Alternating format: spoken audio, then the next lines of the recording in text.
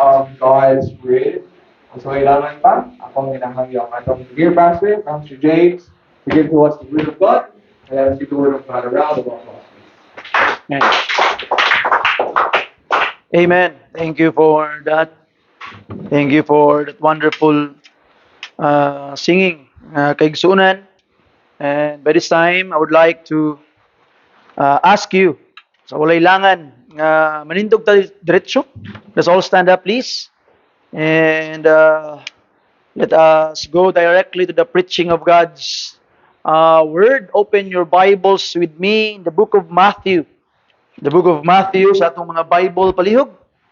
And let us read the book of Matthew, mga kaigsuunan.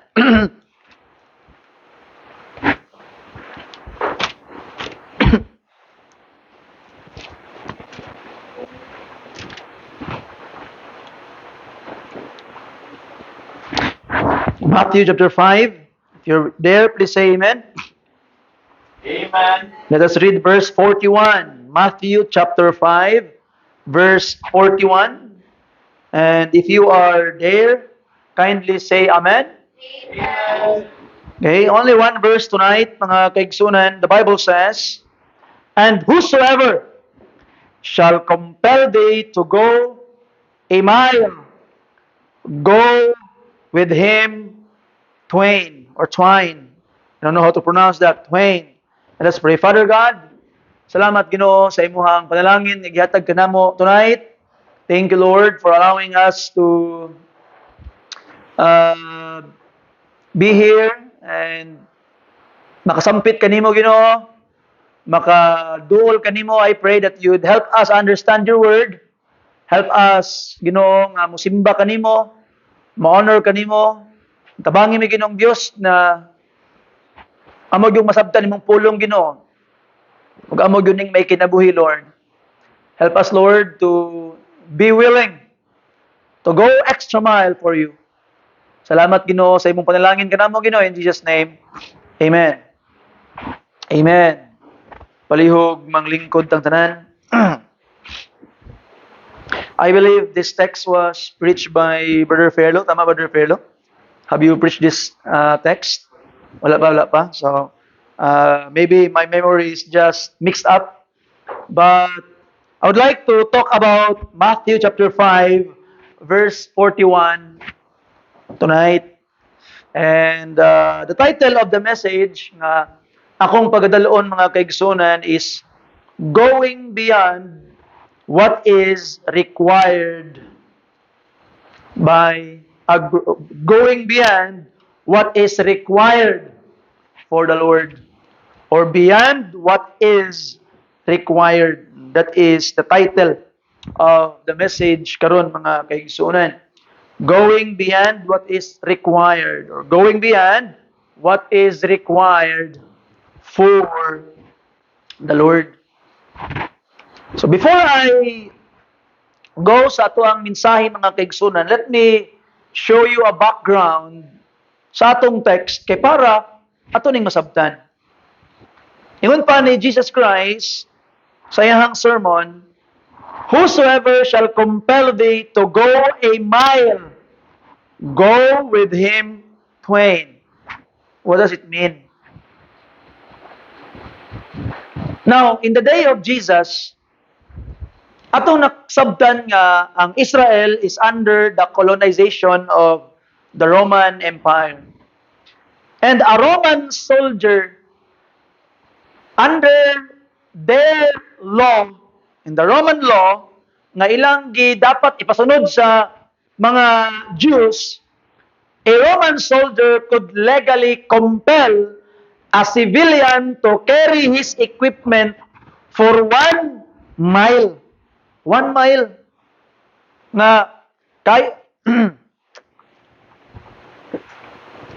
nga, ang usa ka civilian is iyang carry ang usa ka sugo sa usa ka sundalo for 1 mile.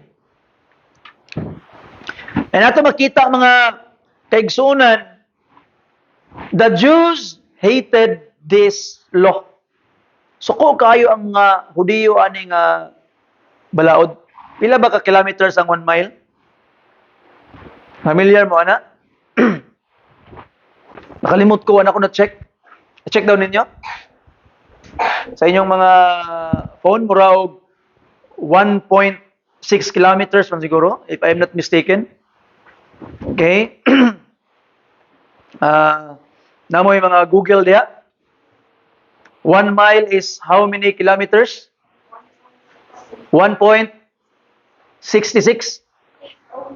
609. Tama lagi.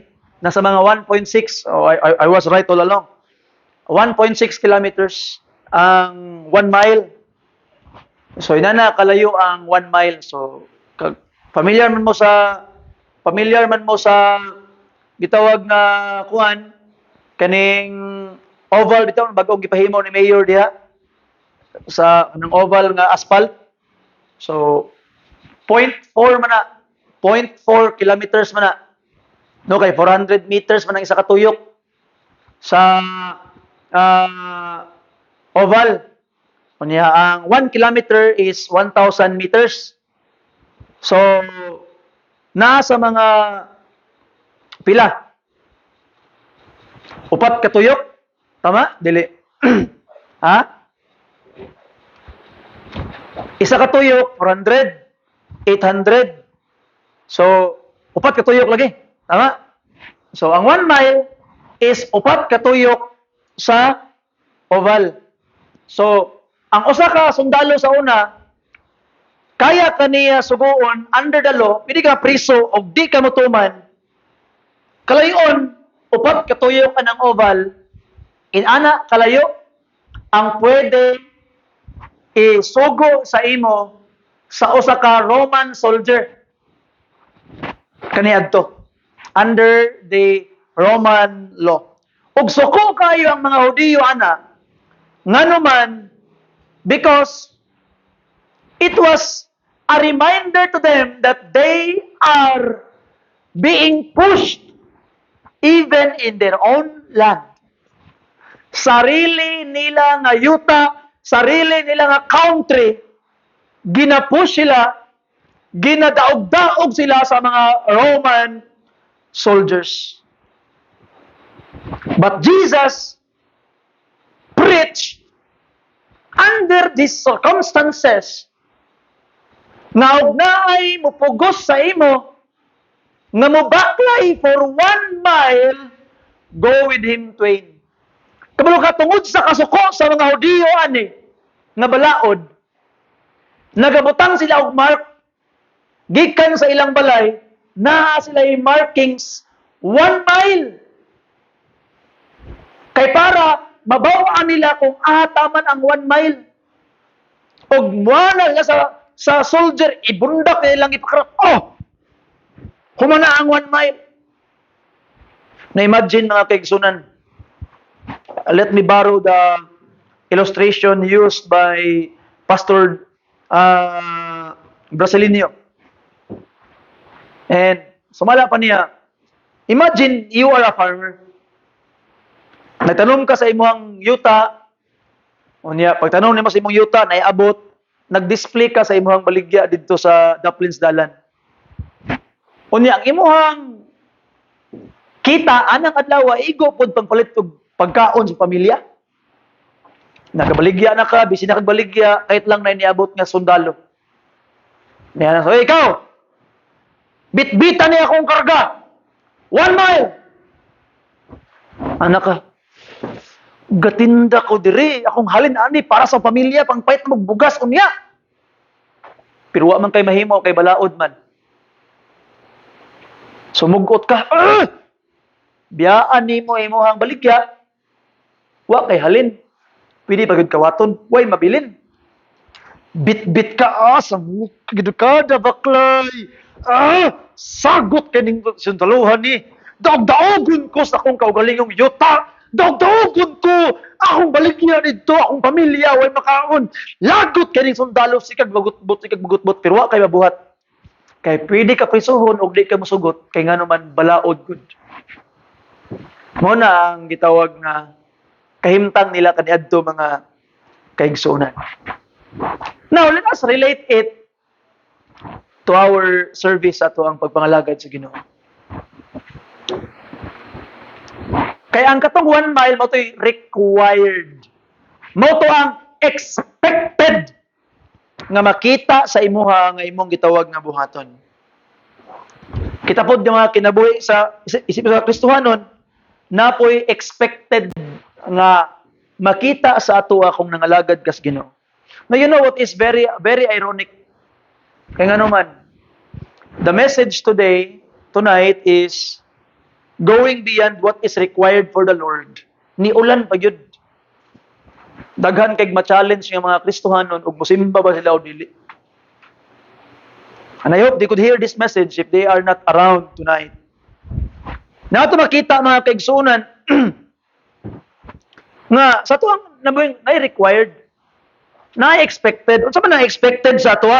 Kung ikaw Kristohanon nagsimba ka, expected gyud ka nga magsimba kag Domingo sa buntag. Expected yun na. No? Required yun na. Ikaw na ibahala. Choice ni mo, di ko simbag hapon. No? Required yun na. Required yun na nga appeal ka sa ministry. Anagot. Basta kayo na ka. Na yung mga expected nga, tinarong ka, di ka makigaway, di ka manglipak, required na expected na sa imo nga. Kaya nga naman, Kristohanon man ka. But the question is, are you willing to go beyond what is required? Willing ba ka nga nakasabuntag sa Domingo? Balag wa kag require, mabalik kag hapon? Willing ba ka nga mubalik ka og Wednesday prayer meeting faithfully? Willing ba ka nga mo-join ka sa Saturday ministries, Friday soul winning? Pa man kag-require, pero are you willing? So yung mga pinangga ng mga kaigsunan, by the grace of God, ato ang taon ning mensahe sa pulong sa Ginoo karon. Nga mo-challenge sa ato by the grace of God, nga mahimot ang willing to go beyond what is required to us. Bisan pag way mipugos sa ato, we will be willing to do it. Why? Because it is for the Lord. Hindi na ako maglangan pa because we are late. Number 1, mga kaigsunan. Let us remember, number 1, let us first understand that the required mile is a mile of obligation. Katong first mile, it was an obligation. It was required. Nga naman, kay mapriso man siya, o di siya mutuman, required siya. Sa atong ginabuhing Kristohanon, na po'y mga required. Compelled. Whosoever shall compel thee to go a mile. So, there are things in our lives as believers na nangalagad sa Ginoo na we are compelled to do. We are required to do. We are obligated to do. So, what I have told you na, pagsimba, morning service. Lain po kayo nung Kristohanon ka, di ka mo simbag morning service, amen? Pangit kayo. Pangit po kayo nga, Kristohanon ka, wala lang yung kayo offering. Pangit kayo. And by the way, mga kaigsunan, tithe is something that is obedient giving. Kung mingon ka, in a way, it is required because it is commanded by the Lord. But faith promise is not required. It's not obligation. But are you willing to go beyond your tithe? That's the question, mga kaigsunan. The word compel speaks of being forced or required. Many people serve God only because they feel they have to. Simba ko kay need jud nako mo simba. Ni-attend og church, why? Because they're expected to attend. They give because they're required. They serve only because they're assigned. Nagbasag Bible nga naman kay murag routine na ang pagbasa o gitawag nga Bible. There is nothing wrong with duty, but duty alone does not reveal a heart that overflow with the love of Christ. Don't stop at merely fulfilling obligation. Basta kay ako lang ning mabuhat. Obligated lang ako ning mahuman, okay na. Ayaw tana. No? Kaya itong, ako lang ning, itong, for the sake of compilation lang. Kaya itong na kay project sa eskwelahan, di na mo tarungon, basta kay makapasa, okay na. Ay tana, ang dangin na nga kinaiya. That's not good. You see? Muna yung mga batasan sa mga taong way pangandoy sa kinabuhi. Always choose to give the best, especially for the Lord. Ato na, undangon, ang ingon ka na, basta kay na ako, Domingo, be punctual. Ako ngayon last Sunday, punctuality is part of good character. Be early. No? Mga Sunday school student, pag sayo mo nga, nana mo Sunday school, attend tag Sunday school. Be early. Sadly, many Christians even look for reason not to do what is expected from them. You see? Nato makitaan mga kaigsunan, required man ganay dapat appeal ning Sunday afternoon o Wednesday prayer meeting, required man na. Not forsaking the assembling of yourselves together. You see? So ato makita mga pinangga mga kaigsunan, many believers today are always looking for reason na dili nila mahatag ang require sa Ginoo sa ila. Di ko makahatag nga naman, naglisod ng ko karon. Di ko makahatag sa kong tithes nga naman. Gitawag nga, wa pa ko kahuman. Namo ko'y mga needs. That's why you always have needs. Nga wala, git matagbo ang anuman because of that. Di ko makasimba karon, ano man, tungod kay nag-ulan. Di ko makasimba karon, tungod kay lan akong ginawa. Higala igsoon. I hope you will stop looking for reason nga dili nimo mahatag ang require sa Ginoo. Why? Because of your weaknesses. Ask the power of God. Ingon ang Ginoo, I can do all things through Christ which strengtheneth me. If Christ strengthens you, why can't you do it? Anong di man makaya? It means you are not having the strength of Christ. I hope you are willing to have the strength of Christ. Some people don't want the strength of Christ. Nga naman, because if you will have the strength of Christ, you will do the things God expects from you. But sadly na yung mga tao nga di lang gid nila gusto nga buhaton ang expect sa Ginoo sa ilaha. That's why they will not ask the strength of Christ. Pangayuhan kusog sa Ginoo kung gusto gyud ka. And some people mga kaigsunan nagabuhat lang ano man kay para pasalamatan. When you do something you're supposed to do, don't expect to be thanked. Wa man kay kakapasalamat pastor nga nagsayo ko. Wa man kay kakapasalamat pastor nga naginani ko. No higala igsoon. We servants of God do not expect to be thanked. Because that is not our motivation for service. We serve because He deserved to be served. Amen? Tanawagan niya ang Luke chapter 17 mga kaigsunan. Luke chapter 17 in our Bibles, please. Look at verse 7 to verse 10. But which of you having a servant plowing, feeding cattle, will say unto him by and by, when he is come from the field, go and sit down to meat? Na daw kay slave, na kay salugoon, nga busy kayo, nagdaro, nagbahog sa mga mananap, grabing trabaho, unya paghuman, tingkao na, ingin mo nga, uy, servant, kabalo ko nga kapoy kay ka, luoy kay kasanan, lingkod kaon, anaon ba nimo siya? Ingon pa ni Jesus Christ, verse 8, and will not rather say unto him, make ready wherewith I may sup, and gird thyself, and serve me, till I have eaten and drunken, and afterward thou shalt eat and drink. Inside, ana si Jesus Christ, instead, dili ni mo ingnon nga, uy, nagdaro ka, nagbahog ka, ikapoy ka, sige lingkod kay, pakanon ti ka. Instead, ingnon ni mo siya, sige, kung man makagdaro, kung man makagbahog sa mananap, sige, gird yourself, panghugas. Ang dami kong pagkaon, kay para makaon ko. Pag human akong kaon, ay pa ka makaon. Verse 9, that he thanked that servant because he did the things that were commanded him. Pasalamatan ba niya ang salugoon, kay gibuhat sa salugoon ang mga butang nga angay o gisugo sa iya? I shall not. So likewise ye, Jesus Christ, so likewise ye, when ye shall have done all those things which are commanded you, say, we are unprofitable servants, we have done that which was our duty to do. You see? So mga pinangga, mga kaigsunan, when I study the Bible and preach to you, I am not expecting you to thank me. When I serve the Lord and magpangabudlay, magpasingot para sa pagpangalaga sa Ginoo, I am not expecting you to thank me. Why? Because I am unprofitable servant. I am just doing what God expected me to do.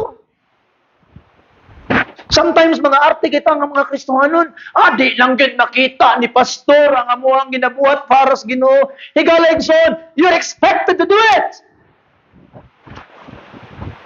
If you are serving the Lord to be thanked by somebody, then you are not in the right place. We are serving the Lord. Why? Because He deserves to be served.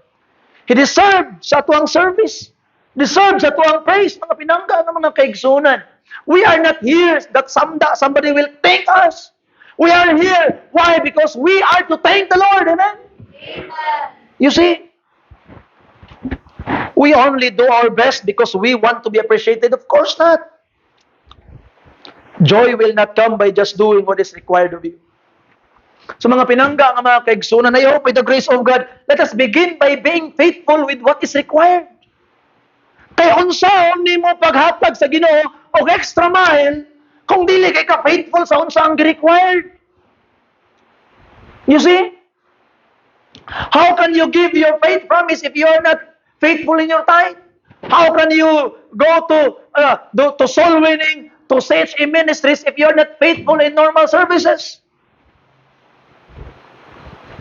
So mga pinangga ang mga kaigsunan, there are things God requires us to do. And I hope, let us begin by being faithful with the first mile. You cannot give God the extra mile if you are not faithful with the first mile. So unsa man ang required sa imo karon? Isip mo sa Kristohanon nga nangalagad sa Ginoo, ato makitaan, nag-expect ang Ginoo nga nagaangko ka. Nag-expect ang Ginoo nga nagabasa kag Bible. Nag-expect ang Ginoo nga magsimba ka Wednesday prayer meeting, Sunday morning, Sunday afternoon. Nag-expect ang Ginoo na. Nag-expect ang Ginoo that you will give your offering. Nag-expect ang Ginoo that you will be on time sa mga services. Nag-expect ang Ginoo mga pinangga ng mga kaigsunan that you will be good to your brethren. Nag-expect ang Ginoo that you will sing. Nag-expect ang Ginoo that you will serve Him. Be faithful kung unsa ang gi-expect sa Ginoo sa imo. Because you cannot give God extra. Ug di kay nimo kaya buhaton ang first mile. Mag-birthday lang ang silingan, di na masimba. Nagpista lang ang silingan, di na mga lagad sa Ginoo. How dare you? Di na pwede. You see? Amen. Nagsakit lang ang abaga, di na madtog simbahan. That's not good. Bahalag mga suko mo sa ko, I will tell you the truth.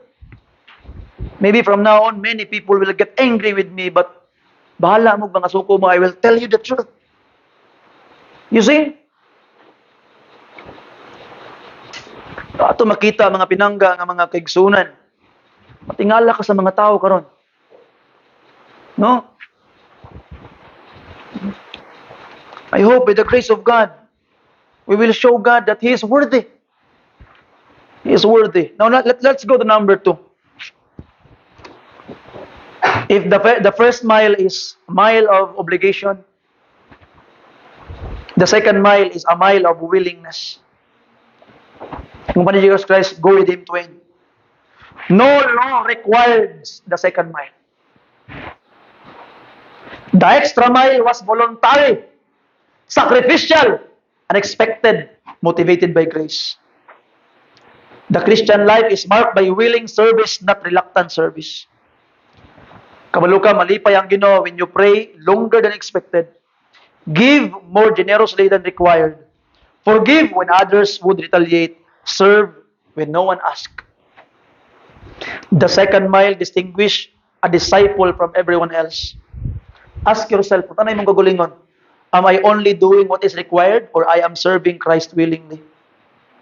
The first mile is the have to mile and the second mile is the 1-2 mile. Dagag mga Kristohanon gron mga minimizers. You must be maximizer. Kami tang okay na ni. Okay na ni. You see? Pananglitan karon, you're expected to be on time na simbahan, magsimba ka. Minimizer na. How can you become a maximizer? You will give God extra mile. Pag magsugod ang panimbahon, 8:30, alas 8 pa lang naanak ka nga naman. I-check nimo ang tubig CR. Panahon nimo na yung mga hugaw. I-arrange nimo mga bangko. You are giving God extra. Kaya wa may nag-require sa imo. Required ka nga on time ka sa simbahan. Pero why nag-require sa imo nga magsayaw ka kay para mutabang sa mga bulwaton simbahan? How can you give extra? Do it. You see? So always look for a way you can give extra mile for the Lord. Why nag-require sa imo na? You must be willing to do it. By the grace of God. You see?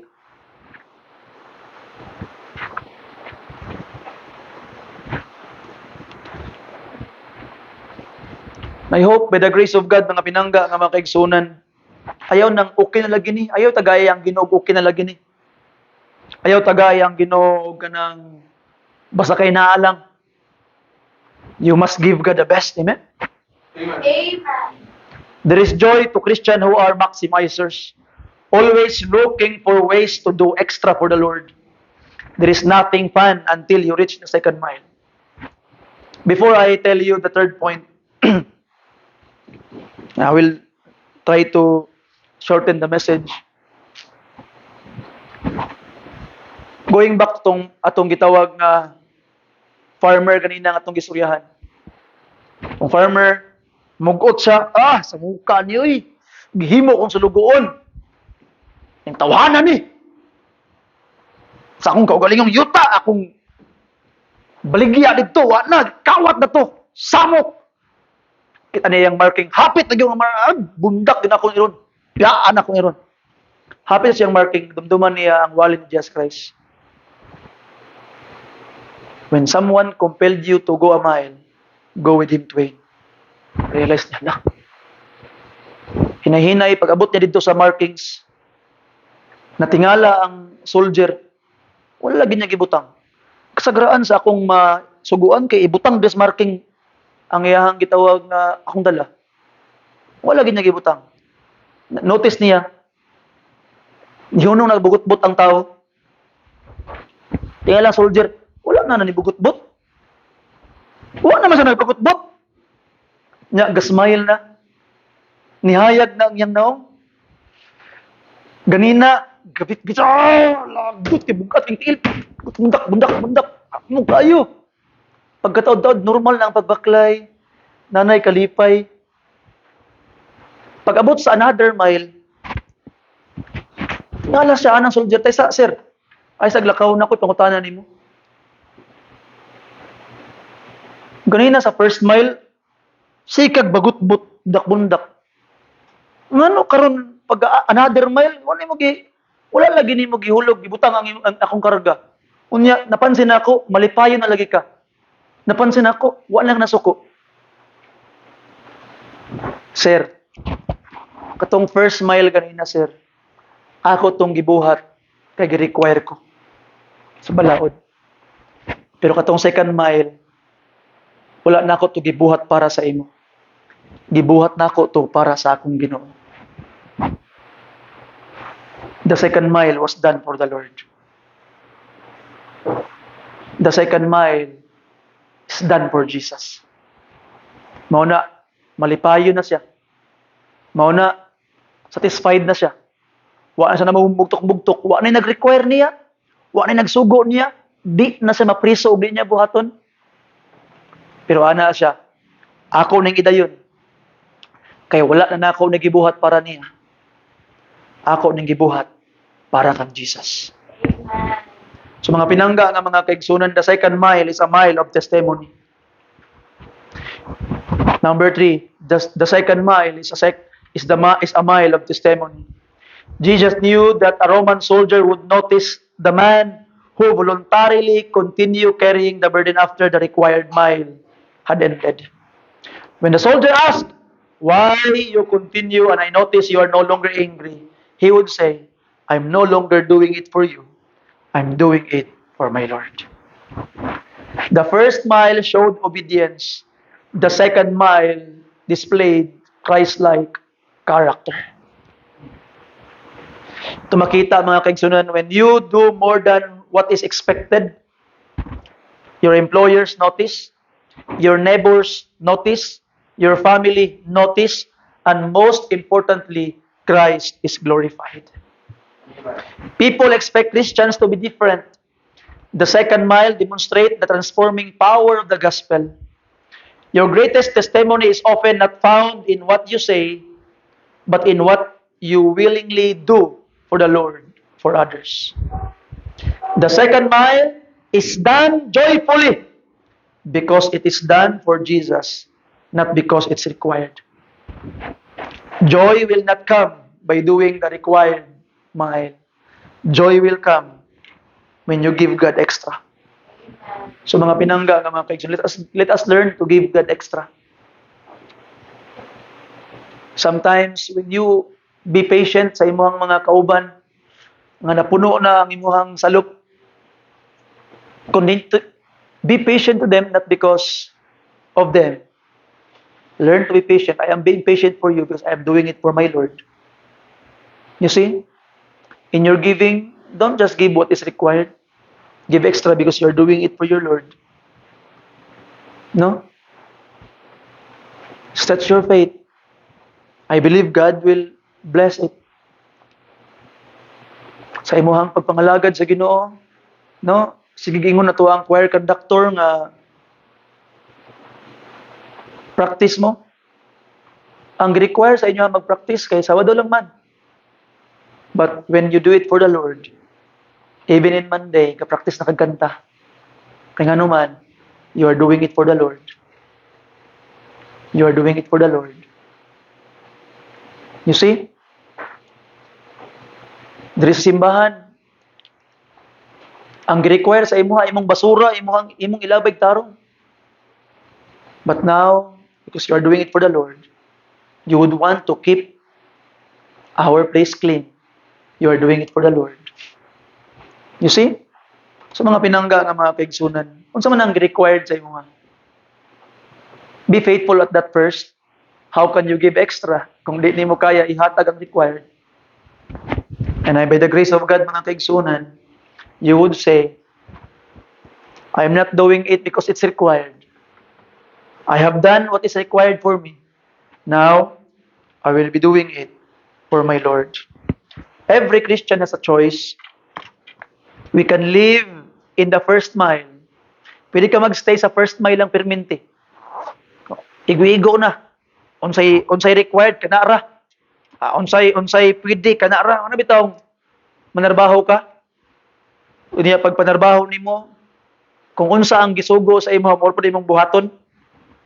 No, mo ni ang usahay. Labi nagmanugo kag bata. Silhigi ni diri ha, kani diri dapat silhigi ni diri. Ang giingon saya, silhigon ni mo ning auditorium ha, kani silhigon ni mo auditorium pananglitan lang. La silhigon ni auditorium. Pagawas nimo diha sa tubangan na ay nagkalat nga hugaw. Imong bitaw pastor nga auditorium ra silhigan bala na diha. Silhigin ni diri ha kanang CR, silhigon ni mo ning CR ha, malimpyo ni. Yung Diyos pastor nga ang CR ako ang gitawag nga silhigon og limpyuhon. Kanang di bahala na diha. Di na akong trabaho. Silhigon ni mo ning children's department ha, imo ning limpyuhon. Pagawas nimo sa children's department, di gyud dapit sa nay mga sagbot na ay mga nagkalat ng mga papel. Yung Diyos pastor dinhira, bahala na diha, di na akong trabaho. Only what is required. But when you give God extra. Kasi pagwa pa na gisugo sa imuha, you will do it. Nga naman, you are not doing it because someone told you to do. Someone told you to do it, you are doing it for the Lord. Amen? Amen. So do not just stay in the first mile, doing what is required. We can live in the second mile, serving with joy, love, and sacrifice. The first mile fulfills duty. The second mile reflects Christ. So this week, ask yourself, where can I go the second mile for my Savior? Where can I serve beyond what is expected? How can my willingness point others to Christ? The Christians who make the greatest impact are not those who are doing the bare minimum, but those who gladly go beyond what is required for the Lord. If God, kabalo ka no, as I close, kabalo ka ang atong Ginoo, He gave you extra. As I close, kung dili ka pakamatyan ni Jesus Christ, Dios ba gyapon siya? Pa Dios gyapon siya? Holy gyapon siya? Holy gyapon siya? Righteous gyapon siya? Righteous gyapon siya? Almighty ba gyapon siya? Bisan pag di kanya luwason? Almighty gyapon siya. Bisan pag pasagdan kaniyang malabay ka sa impierno, Almighty gyapon siya. Pero walay nag-require sa iya nga magpakatao, maganto sa cross, bayaran ang imong sala, mamatay para sa imo. Why nag-require sa iya, but He still did it. Nganuman, He gave you extra. Christ did the extra mile for you. And I hope by the grace of God, we will learn to give Him extra. Why nag-require sa imuhang magpabasa-basa sa ulan, Brad? Why nag-require sa imuha, Brad? Pero Brad, yanhi ka. Nganuman, because you give Jesus extra. You see? May the grace of God. Salamat kay nganuman. Daghan kay kagrason karon. Ikaw nga naa diri karon, daghan kay kagrason. Di ko madaw simbahan, ulan man. Di ko madaw simbahan, tugnaw man. Mabasa ako. Kapoy naman. Gabi naman. Lisod naman. Pastor gani di mo sundo. Yung daghan kay ikaw gitawag nga rason. But thank you because you gave God extra. You're present tonight. Magampo ta. Amahan nga langit nun, salamat Ginoo sa imong panalangin. Bless these people, Lord, as we continue to serve you. I pray that you would help us to give you extra. Tabangin mi Ginoong Diyos because there is nothing we can do apart from your grace. Di ko na mi Ginoo, panalangin ni mi amahan. Salamat sa imong pagkamanggihatagom Ginoong Diyos. Salamat sa imong pagkamaayo amahan. We need you always, Lord. We need you always. Bless our prayers in Jesus' name. Amen. Look for a place and look for a partner, mga kaigsunan. You can pray. Don't pray with your house companion. Look for a partner. And afterwards, akong yon si Brother Fairlo to close us in a word of prayer. Thank you and God bless you. Sorry.